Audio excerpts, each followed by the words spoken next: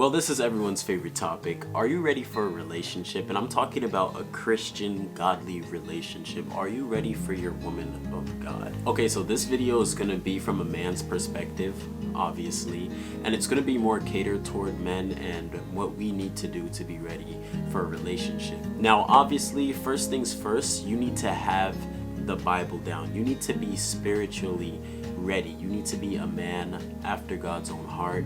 You need to be a man that's deep in his studies, that's deep in his prayer time, that's deep in his relationship with the Lord. Because as a man, you are called to be a leader of your household, and you can't lead your household spiritually if you don't know what's even going on in the Bible. So you need to be a man that can teach. So obviously there's so many single people, and I know that it's tough to find a person, especially in this day and age. There's red flags everywhere. Whether you're looking, I know my guys can relate, you're looking for a girl and this girl is posting all kinds of crazy bikini pictures and her Instagram looks like an OnlyFans model's Instagram, and you're like, okay, she's cute, but she's just doing way too much. It's not giving Proverbs 31 woman.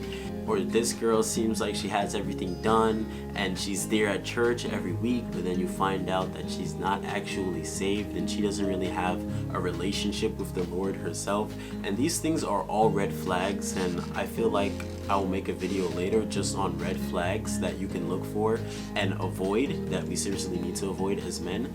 But as of right now, if you're a man and you don't constantly stay in the Word, you're not reading your Bible every day, you're not spending time in devotion, in worship, in prayer, then you are just not ready for marriage. Because you can't lead somebody if you don't know where you're going to lead them to. So when you think about the role of a man, it's a very heavy task that a man has, right? He's called to be the leader, the provider, and we need to be men that are worthy of being submitted to, because we know that our wives are called to submit to us. Ephesians 5:22 says, "Wives, submit unto your husband as unto the Lord."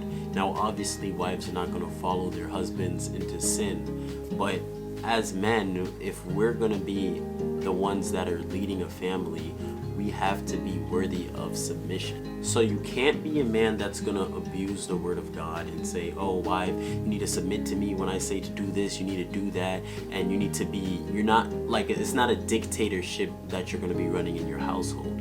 It's a leadership that you're running in the household. You see and you make sure that there's order in your house, but it's not a dictatorship. So you need to understand the difference as men, and a lot of us get that confused. Are you a man that your wife can look to and get spiritual wisdom from, spiritual guidance from when she has a question about something in the Bible?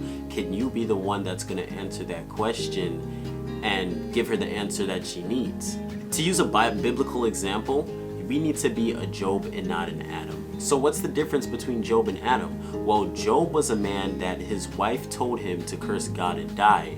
But he was like, no, I'm not going to curse God and die. I will never curse God and die, because he was a leader. If that was Adam, I'm kind of tempted to think that Adam would have cursed God and died, because we see that he followed Eve into eating from a tree that he got direct orders from God. And he knew from even before she came that they're not to eat of that tree. Yet Adam still followed her and followed the serpent and didn't obey the words of the Lord. Very clear instructions that he gave them, and the Lord has very clear instructions for us today, and it's all once again in the Bible. When I think about a man of God, I think about Job. And if you need an example of what a man of God looks like in book form, pull out your Bibles and just read through the whole book of Job.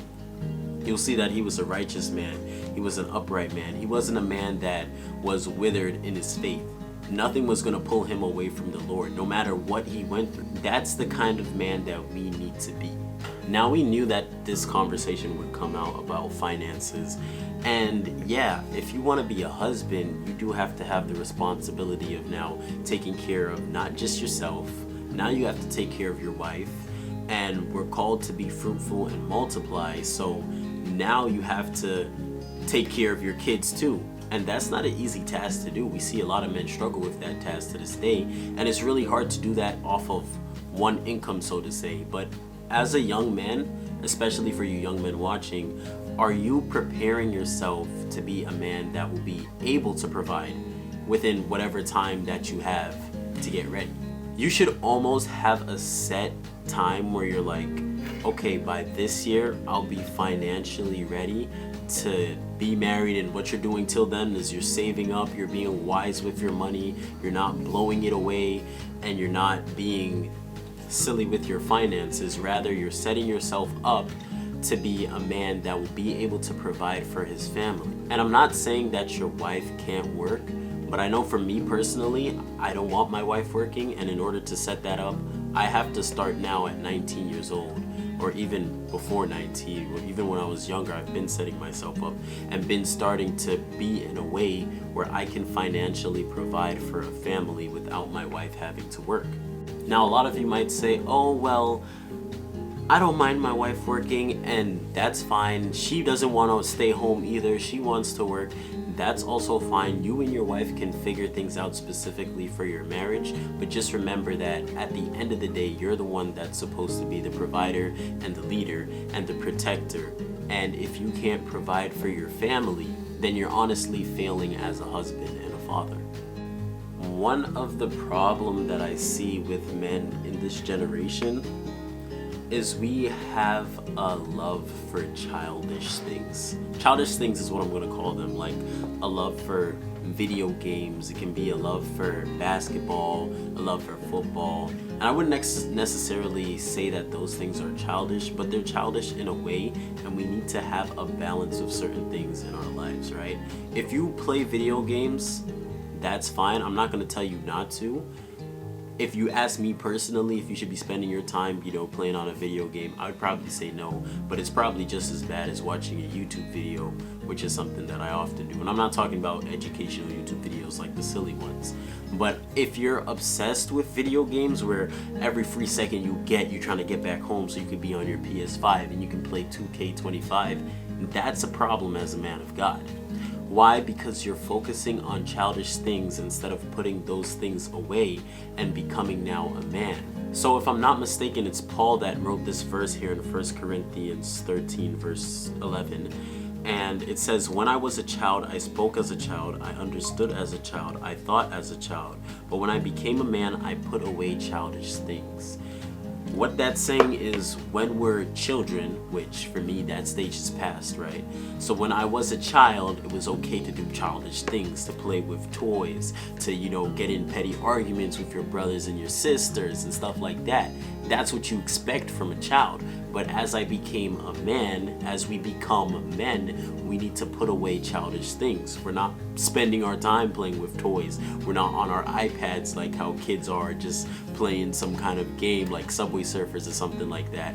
Put away childish things. And to go a step further, you start becoming a man and putting in manly things. Now you're taking on responsibilities. You're taking the responsibility of your finances. You're taking responsibility of your physical body. You're taking care of yourself, right? You're going to the gym. You're eating. You're making sure that you can be a man that's there and that'll be able to stick around and be at a peak condition for your family, which is one of the next things I want to talk about. And this is just one of my personal inputs. If you want to be a man, if you want to be a husband, right, and a father, you need to be able to take care of certain tasks. And I'm not saying that you need to become a gym rat and overdose on steroids and you need to be huge, but you shouldn't be a man that is lazy. Now, I'm not saying you gotta work out and you gotta have a good aesthetic and you gotta, be super fit or something like that. No, I'm just simply saying that you shouldn't be a man that's scared to take the trash outside. This is a very simple example too, but you shouldn't be a man that's scared to take the trash outside in the cold and, take that walk out there and be like, oh, maybe my wife will do it tonight. Like, no, take that ownership, take that leadership, and do that task. Obviously, it could get a lot worse where you should be a man that would be willing to go outside, cut down a tree in the middle of the winter, bundled up, cut the whole tree down and bring it back inside and get wood. That's what a man looks like. That's what the role of a man looks like. Obviously, today that role might be a little different.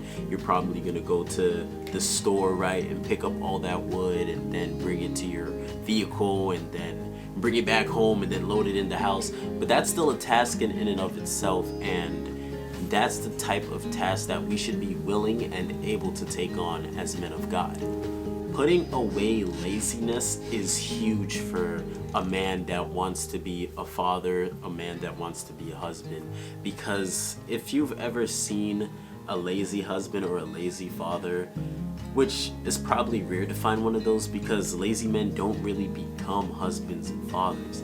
But I like what Solomon says in Proverbs 6, "Go to the ant, you sluggard, consider her ways and be wise." One thing that we know about the ant is it never stops working. Have you ever seen an ant?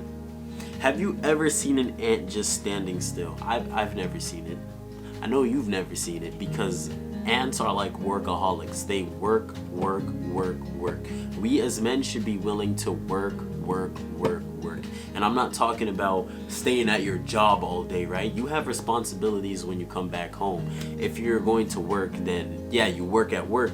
But when you come back home, you don't always get the chance to chill. You gotta be willing and ready to come back home and work, work, work again until you go to sleep. Get up, go back to work again, come back home and do your other work. You might have to work with your kids on doing X task or Y task, or you might have to work with your wife on doing this, or you might have a project that you have to build. But we need to be willing to work as men. One of the last things I want to touch on is being a loving man. You need to be a man who only has eyes for his wife. Of course, that's like obvious. And you need to also be a man that's willing to lay down his life for his wife.